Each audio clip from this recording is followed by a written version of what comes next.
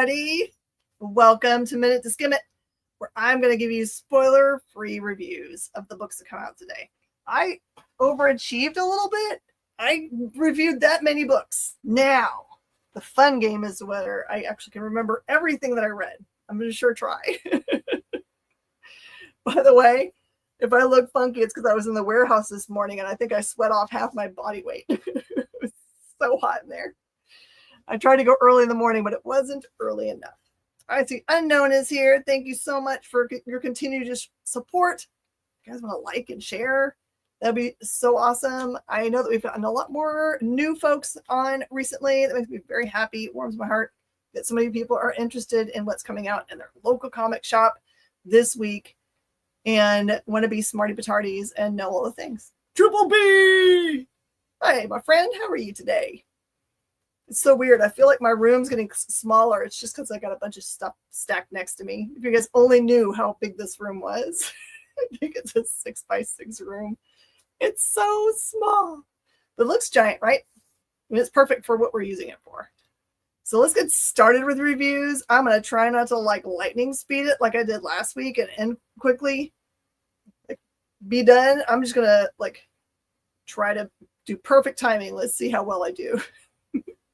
All right, this is Conan, Scourge of the Serpent. This is kind of an interesting concept. This one actually is telling the storyline of 3 different characters that are part of the Conan universe. One is, of course, regular Conan. And then there's one from much farther along in the storyline than him, and one I think that's in the way past. So it is all coming together. Hey, Nick. It all comes together to make one big storyline. It is definitely in the same vein of the very ultra-violent Conan storylines that you are used to and love. And the art style is just so beautiful. That's the one thing that I wish that we could do during this show is show you some interior art. But as part of our agreement with the companies that we review the books for, just across the board, they ask us, please don't show the insides of the book because it kind of makes everything spoilery. I guess we could go and find which ones have been made public and show them to you. But I often don't know what I'm going to choose until 3 hours before now, because I sit down to start my review reading at 3 o'clock and it's 6 o'clock here. So it is a tight little window for poor Jay to be able to go pull those things. But the art style is similar to the art style here on the front. And there's a surprise reveal at the very end. It won't be very surprising if you read the actual title of this series. But I really like the idea of it telling a storyline where it brings a bunch of different characters from the Conan universe together. None of them are Red Sonja, however, so don't be looking for her.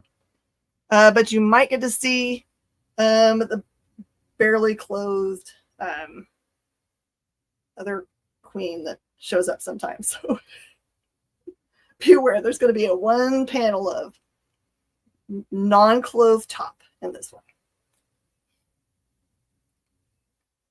All right. Phantom. This one was lovely. This is written by Ray Fox, who knows his stuff. This is, I think, the first Phantom coming out of Mad Cave. Usually in the past has been a Moonstone had the rights for it for a very long time. And I think then Dynamite took it over for a while.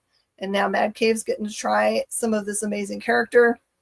So I don't know all of the deep back history of the Phantom. Last time I imbibed in Phantom read was quite a while ago, and then I've seen the old movies with Billy Zane, but a long time ago, and I don't know how close to the source material those movies tried to be.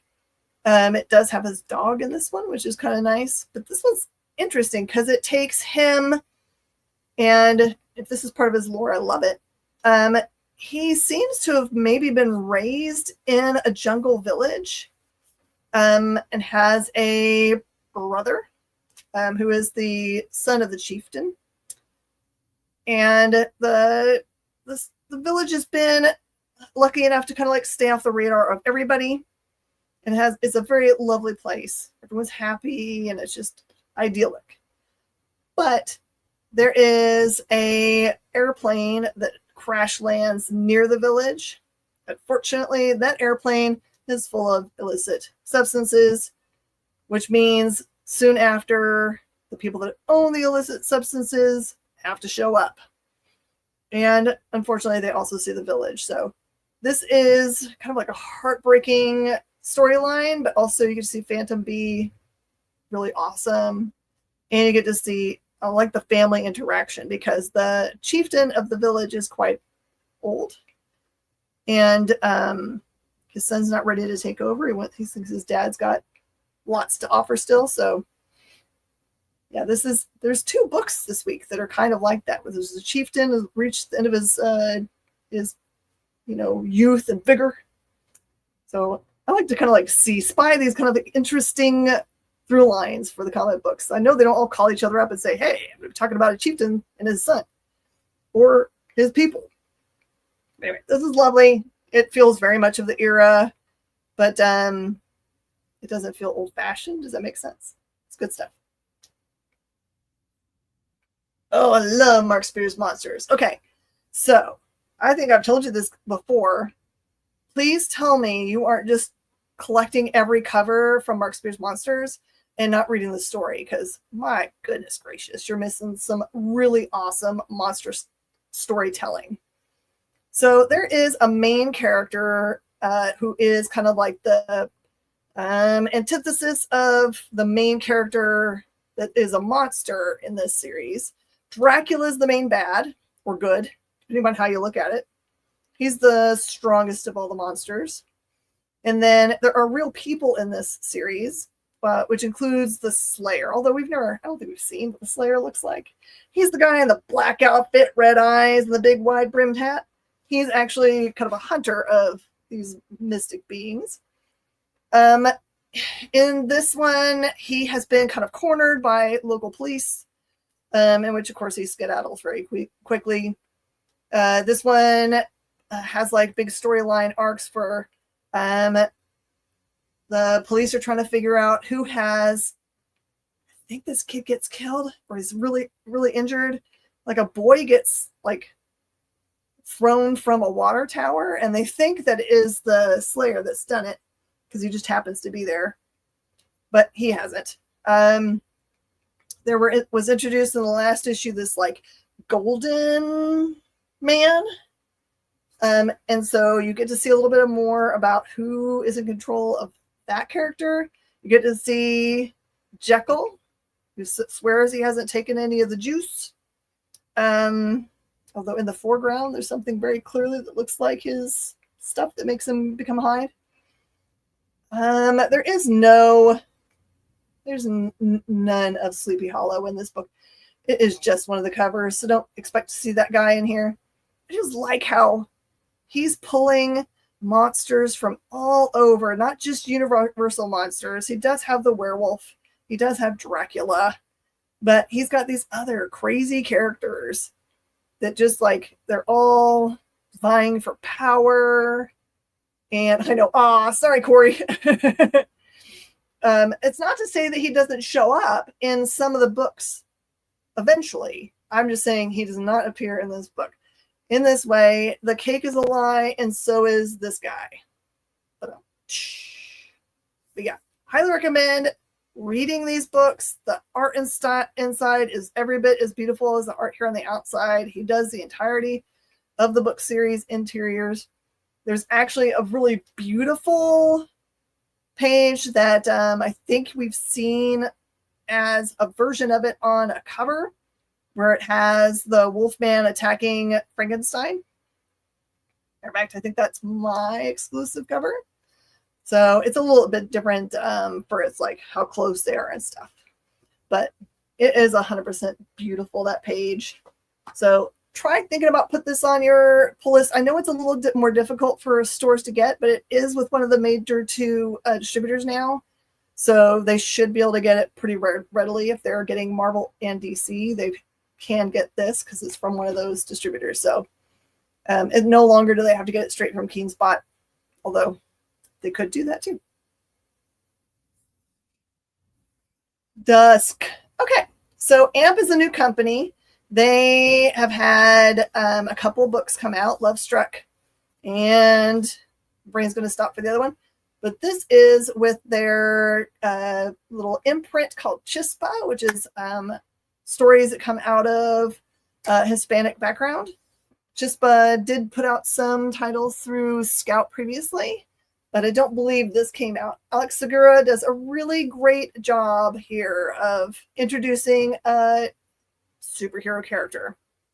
I myself have a very hard time. I'm just like y'all, that in my brain, I have got a budget and a mind space for superheroes that usually gets completely sucked up by Marvel and DC, because there's a lot.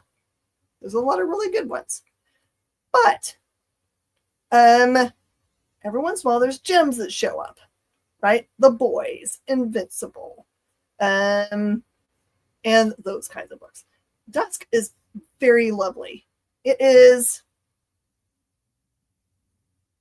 how do I explain? It's a very simple story. It's not very stressful to you. It's origin for the Dusk. And he seems a delightful person. So as opposed to like normally when you give origin to people, they're like, they had some kind of tragedy in their life. Someone was killed in front of them or something happened to them as a kid. That's not true with the Dusk. You actually get to see how he got started as Dusk. And you get to see his interactions with his family, including his daughter. Cool stuff, y'all. If you just want to have just read a good book and not be all stressed out by it, think about you have to know like a million things, just try something like Dusk.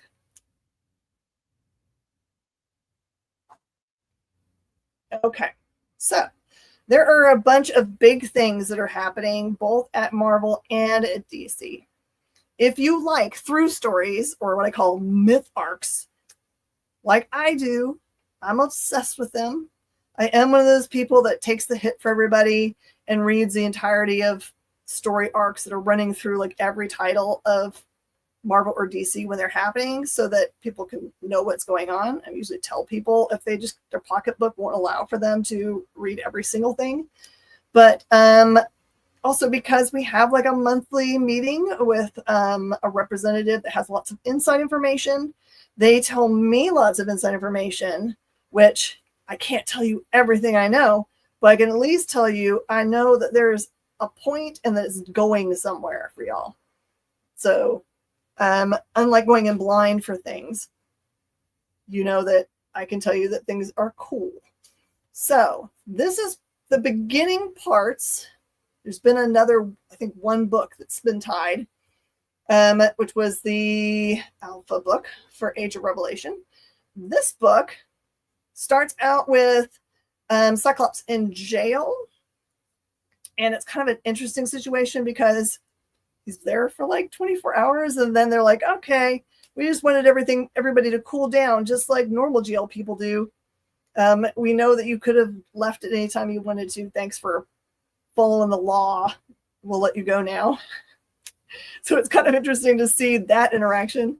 And then how Scott basically has like lots of interactions with other superheroes once he makes it back, about like kind of telling like who didn't just like bamf in and say hi or whatever, who made efforts and who did not. So it's kind of interesting that all those interactions. Now, the big deal here is that they're leading to the storyline where you meet Apocalypse's son, Revelation, who has a regular first name. He's looked way differently before, which is what the rest of the characters say when he shows up in this issue. But what's cool about it is I wasn't really expecting the interaction between them, that I kind of thought he was going to be the big bad, but that does not look like what's going to happen. So I wonder who the big bad is going to be. So exciting. And of course, on the top here, you can see Apocalypse. And I think that is supposed to be Prop X. He looks real pissed off there. Anyway, I read a book with Cyclops in it. Don't be mad at me. Anyone that doesn't know, I have a weird history with Cyclops. Do I like Cul-de-sac? I cannot remember Cul-de-sac. What company is that, Corey? I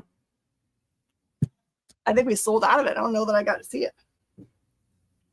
So bad idea. Usually we order small amounts and they sell very quickly. So sorry. There's some of the series I actually am reading, but I don't think I did read Cul-de-sac. All right. Ultimate Spider-Man number 21. Okay. Let me make sure I've got this straight. This story is primarily a story about Negative Man and his early relationship, how he and his sister had a relationship that was very complex, because he was supposed to be on her side and she was trying to gain power, but he ends up having a conversation with Kingpin, and that changes his destiny forever. And just in case you guys don't already know, and it's been dropped like many issues ago, but in the last couple of issues, it's focused primarily on the relationship with Peter and his wife, Mary Jane, which is not addressed at all in this issue, and Harry, who is Pete's best friend, and they also fight crime together.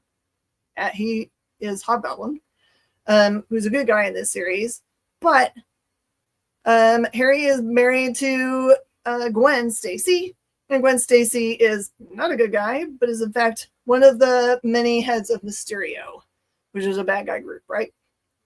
So this does tie right back into that storyline with Gwen Stacy and the power struggle that exists in these bad guys. I don't know why they have Bullseye on this cover. I don't remember Bullseye being in this book. It cracks me up a lot when they do this kind of stuff, and you're like, why did you show that? But there is something really big that happens in the last couple pages here that will make you go, wow, lose your mind. So yeah, I love Ultimate Spider-Man. I can't quit it. Clearly, if I'm reviewing issue number 21.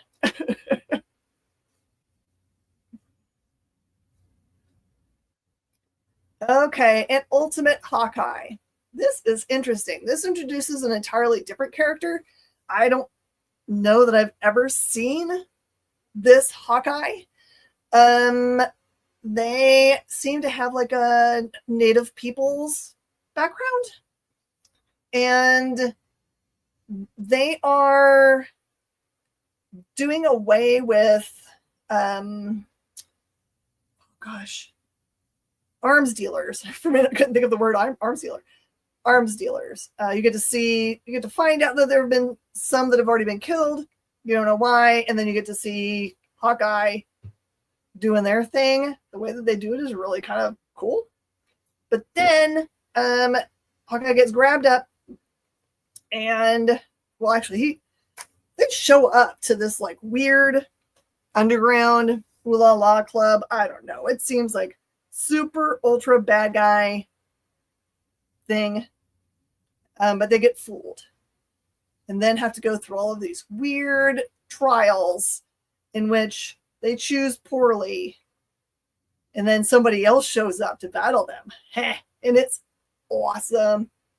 So you get to see two characters for their first time, and that leads to the creation of another character. So awesome.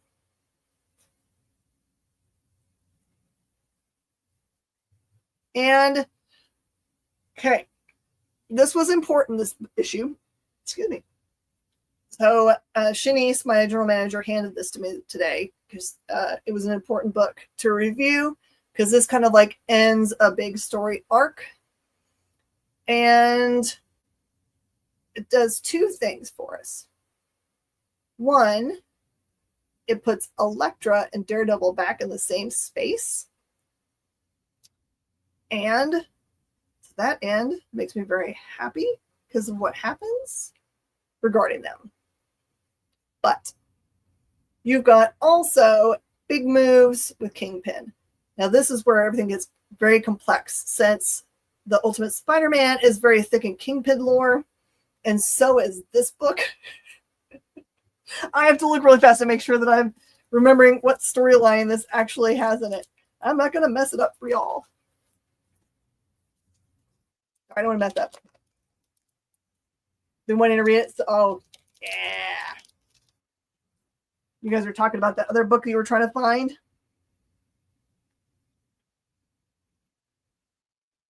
Oh, this was trippy. Okay. So previously in the Daredevil universe that's going on here, Kingpin has been gone for a long time. They kind of assumed he was like, I don't know, maybe dead.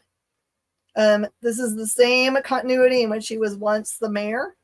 But he shows up and basically he's just like destroying this church inside. And Daredevil can't figure out what in the world he's doing. But the words that come out of Kingpin's mouth are kind of cray-cray. He has convinced himself that if he desires to be, say it like God, he can get there. I don't know what his thought process is. I don't know if he's kind of like crazy or if there's some, maybe he's found an object or a dimension or something that he thinks he can actually get there. It's not like there aren't gods in this universe, right? So I don't know. It seems really like the front half of this seems very scary with what he's trying to head for. But then you get all the little heartwarming parts of the back half where Elektra and Daredevil have their moments. So definitely a great read. You've got to read the parts that Kingpin to see exactly the words he's using, to see if you guys get more hints about how he came to this idea. But I've never heard him talk like this. He's usually very reasonably murdery.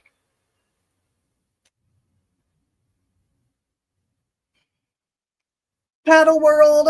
Oh, Battle World. Okay. Something to know about me. The reason I loved for a really long time Marvel versus DC is that a while ago, not now, but a while ago, I always felt like Marvel had a lot of really good character building moments where you really got to know the characters in the page and care about what happened to them. And then there would be a little bit of battle, some battle happening. Sometimes there were no battles. Sometimes they played baseball, whatever, right? Okay. And then I always felt like DC was some talking with people just to get to a battle. The battle was the thing. And if you liked the battle, it was an awesome story. And if you're like me, where the battle is something that I sleep through when I watch a movie, because it's just another battle, with a few exceptions, John Wick. I don't sleep through John Wick anything. So forgive me if I say that this issue of Battle World is exactly what you're wanting. If you want a bunch of pages of battle, it is literally a world that is bits of a bunch of different times and places, dinosaurs, Savage Land, far future, whatever, and the characters from whatever they've grabbed for the purpose of a giant battle. They might know versions of each other, like you might have the Wasp show up and Hank Pym, but Hank Pym's the old man Hank Pym, and she's the young Wasp. So it's all kind of interesting. It's fun to see them interact with each other, but truly, it is a giant battle. So for my friends that are battle people, this is the title for you. That's right. Yes. I don't know why I sleep in fight scenes in movies. Somehow I just automatically wake up when it's done. My husband's like, it's uncanny. I've been looking forward to this so much. All right. I've known Joe Pruitt for many decades, we'll say. He is an awesome writer, especially when he gets to delve into very scary stuff, which I think is his forte. Horror is really great. Like Black-Eyed Kids, that kind of stuff is really good. So this is gorgeous art, and it is exactly what you think is going on inside this book.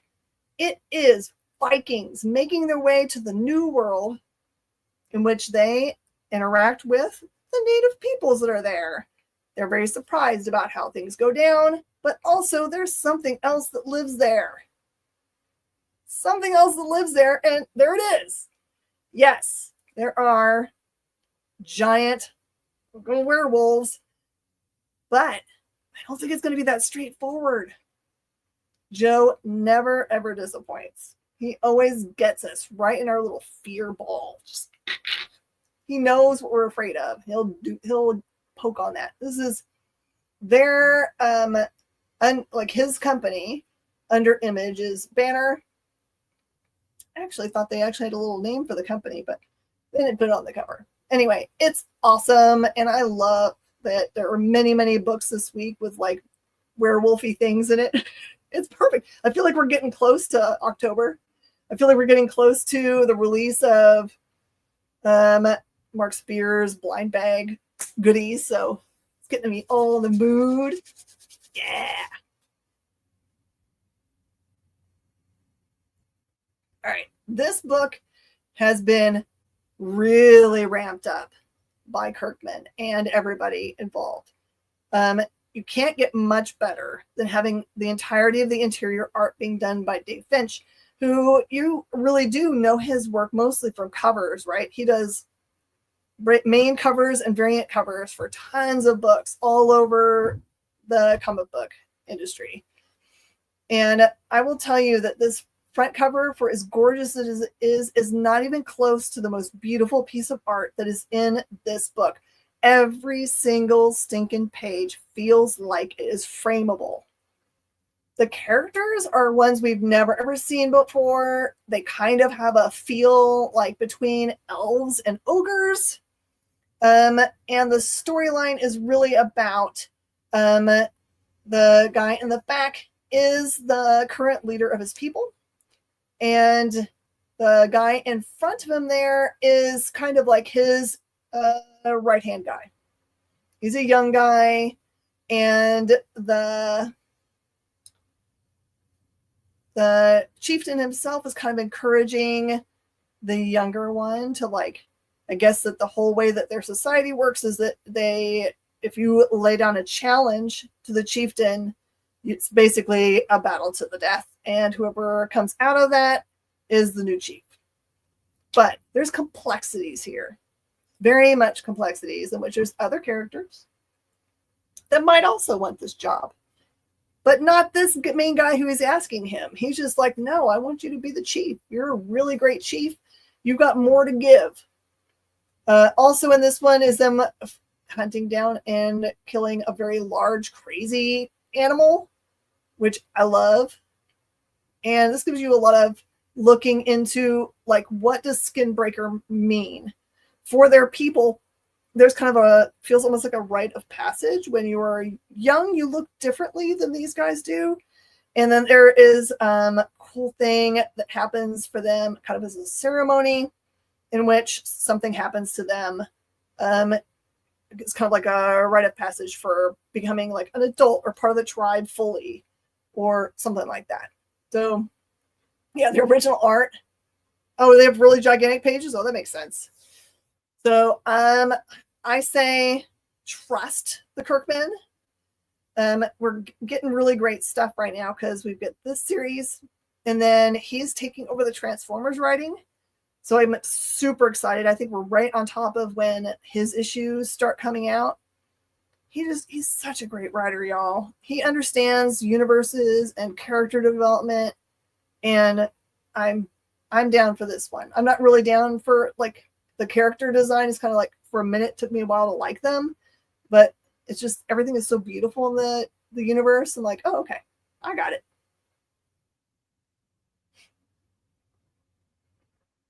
Oh my gosh. I hope you guys understand that everything in the Ghost Machine universe is tied together, but I don't really want this to tie together with anything in that universe because it's so creepy. So there's a bunch of stuff that ties into Hyde Street. There's Devour, and then there's gosh, Sisterhood. Is that right? Sisterhood, I think, is also tied to this horror pocket of the universe. This one specifically talks about Dr. Ego, who is a doctor who can never be satisfied with people wanting to improve their faces. He'll say yes and continue to carve on people as long as they want to. And it is it's a bunch of body horror, and it is scary. Hyde Street is always kind of presented the same way that Ice Cream Man is, where there's like a main character, but it always basically the stories all happen on Hyde Street, and that's the through story. But yeah, if you're not into body horror and you're not into scary doctor visits, then not for you. But if you do like scary things, it's a really good spook.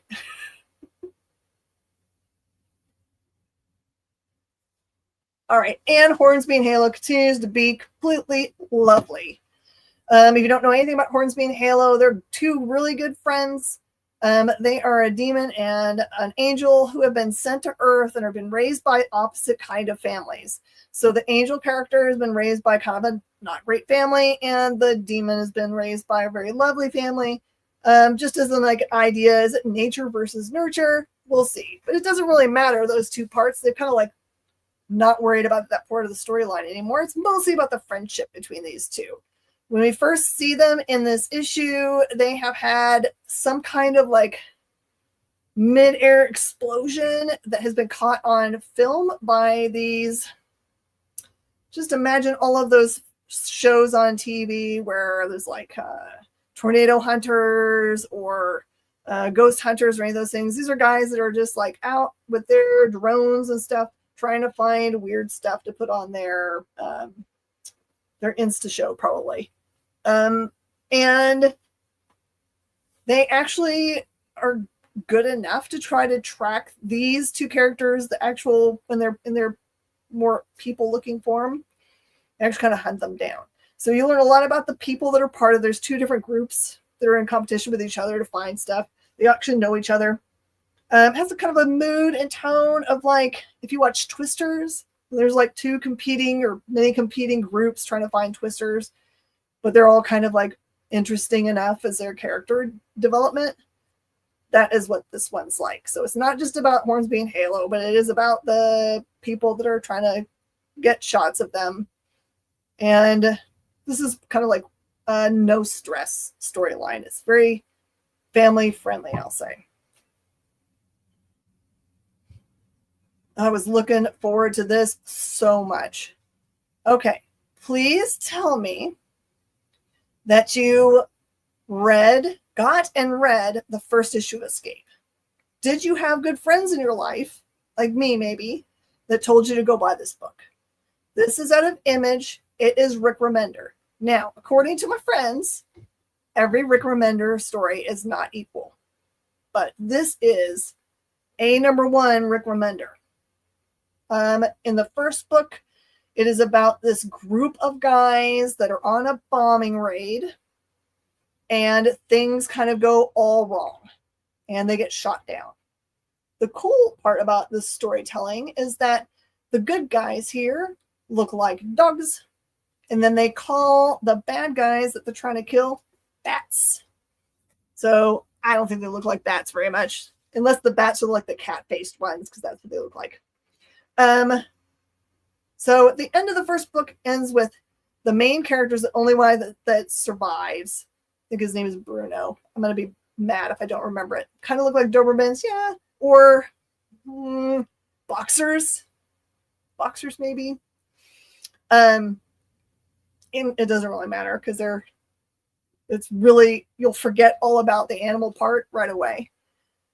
So, he is shot down behind enemy lines, and it's a pretty desperate situation at the end of issue 1, honestly. So in the beginning of the issue 2, I kind of feel like they were going to go just start him on his mission. Okay, he's alone behind enemy lines. He's going to look at what he has as resources and make a plan, right? And he does kind of at the beginning of the story, but the bulk of the story is going back and looking at his life before war. So it really focuses in on his meeting and courting of his wife, who he leaves in her pregnant state to go to war. It is, so good. It's incredible. The art is all like this, except for, I believe this is a black and white book, but it is perfect in the way that it is. I feel like my brain's going to tell me now, is it black and white? I don't know. Maybe it isn't black and white, but please jump in to this series. Oh my gosh, it's so good. I can't even. Twilight Zone. Okay. This is just like very good Twilight Zone should be, one that freaks you all the way out. And it does. I will just tell you without spoiling anything in this book, it centers on this guy who's on the hospital bed, who is a very, very rich man, but has stomach cancer. He has been kind of funding this research into a way to kind of try to save his life or give him immortality, right? It's a cautionary tale, as all good Twilight Zones are. Be careful what you wish for example. I am going to tell you that I can't tell you anything else beyond that, except for when you were done reading the book, this first image here and the name blanks will become very self-evident to you. And it's not gross or anything. It's just crazy idea. It's just crazy enough. The premise of the technology or whatever he's using to try to have immortality, that like it could really happen, which makes it even creepier, right? That's what I think always makes the very best Twilight Zones, when you're like, they're not so crazy that you're like, that can't happen. So I feel safe in this story. This one feels like maybe that could go down. Maybe not exactly the way this is, but things tend to go sideways.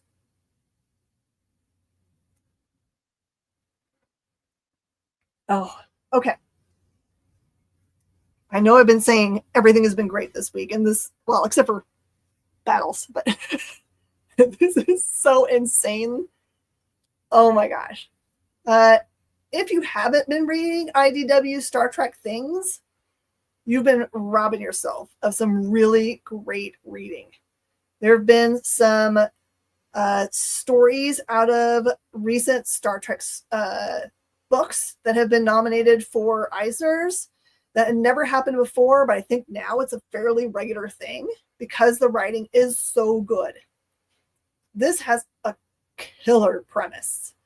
So, this takes place, I think, far, far future, 27,000. Can't remember the number that they have. They have it on there. And follows one really cool captain. I really like him. I like his interaction with his crew. He has been sent to kind of like try to convince the Gorn, who are the last group that is kind of like not joining the Federation for whatever reason. The confrontation is kind of interesting. They're all in kind of like neutral-ish space, and they're all in their own spaceships. And this captain is trying to convince the leader of the Gorn, who's in his own ship, that it doesn't make any sense to kind of like isolate themselves in this way. Like, there hasn't been a shot fired between anybody in 35 years, I think he says. Like, it just doesn't make any sense. Come join our group. We're having fun. It's kind of like saying, come to our side. We have cookies. And kind of like makes an ultimatum about it. He's like, man, if you guys say no now, then you really are cut off. You're going to be like out by yourself in space and not have any like interaction with folks. Just why would you do that to yourself? There's some unique things that happen in that regard. But just so, and I'm going to have to do this to get you guys set up. You can see it on the front cover. In the middle of them making this like historical interaction, the dilithium, is that right? Dilithium crystal engines from all the ships just explode. Everywhere in the galaxy, everywhere.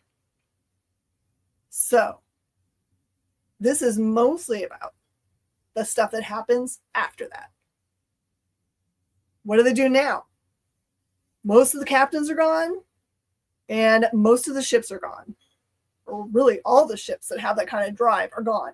They don't know what happened. As far as I can tell, it wasn't any person that did it. It wasn't someone trying to like make things wrong, because how could you do it across every ship everywhere? Just kind of like at once. There is, I will tell you, if you cry at reading comic books, you're probably going to cry at this one. Trying not to cry thinking about the part. So there is a page where it like goes through like 5 or 6 or 7 ships and their last transmissions. The first, like however many, are just very normal stuff. Like, oh my gosh, warn each other, blah, blah, blah. And one is like literally from a person on a ship sending a message to their parents. And that broke me because that made it really human. Even though I don't know if that person was human or not, because there's so many races that are part of Federation. So it will kick you in the feels, and they do something crazy. Like they ask for help from the craziest beings. They do the craziest thing, and it's so mind-blowingly awesome that I probably am now reading Star Trek books, specifically this one. And maybe Red Shirt, because Red Shirt was also really good. They got me. Okay, so we ended up ordering more of it. I can't remember the title of it, but the lead-in stuff to DCKO, it became clear to us after Shanice read the first full issue, maybe a couple of DCKO, that issue of book is going to be really key to knowing stuff. Not essential, but also you'll feel like the smart kid in the room if you have read it. And it's the same thing here, where you have the Watchtower coming under a major attack from, I'm not going to remember the kind of creature it is, but it looks like in the last issue, which was number 10, they had this kind of like creature that they had captured, but it, unbeknownst to them, it had laid eggs or replicated itself or something inside the walls of the Watchtower. And so now there are many, many of this powerful creature attacking the people that are present, which is not everybody that would normally be associated with the tower. So not all the Justice League is there. There's so much stuff I cannot tell you about this without spoiling stuff for you. Just to say, even if you're not reading Justice League Unlimited, if you feel like you're going to be kind of an all-in to DCKO, this is going to be a really important book. The very last page is,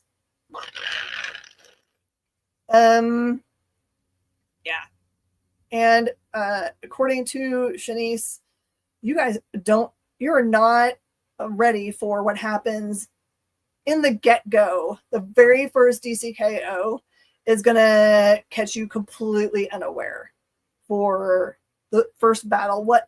Who's going down in the first round will mess you up.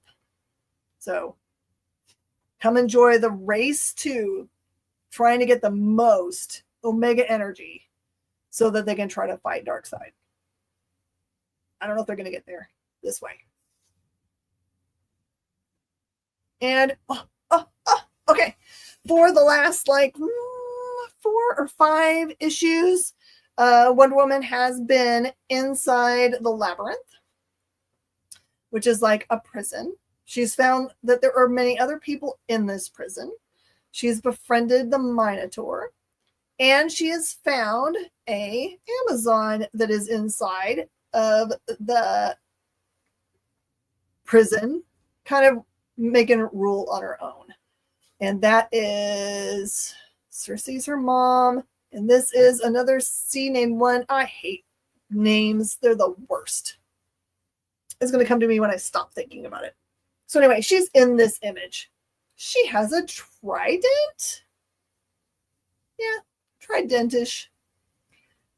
So this one all kind of deals with Wonder Woman trying to get all of the prisoners out. She figures out a way to make a door to get them out. But the problem is that she spends a lot of this issue trying to convince the Amazon that is definitely trying to kill her to understand that if she leaves the prison, that she can do whatever she really wants. That she doesn't have to be the what she's chosen to be in the tiny little pressure cooker that is the prison. What else can I tell you? Yeah, there's some crazy stuff that happens in this one, but as always, I'm obsessed, super obsessed with this series. Didn't think it was going to happen.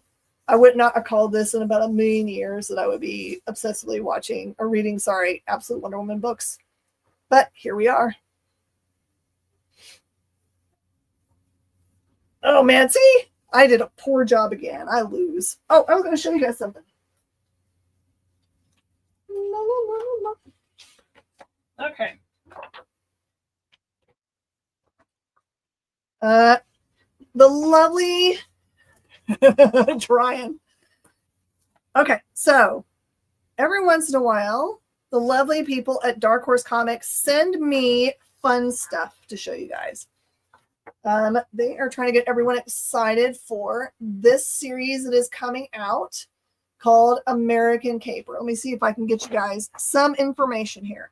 It is written by Dan Houser and Laszlo, which I don't know who Laszlo is. They only have one name. One name. Look at one name. But it has art by David Lantham, which I love so much.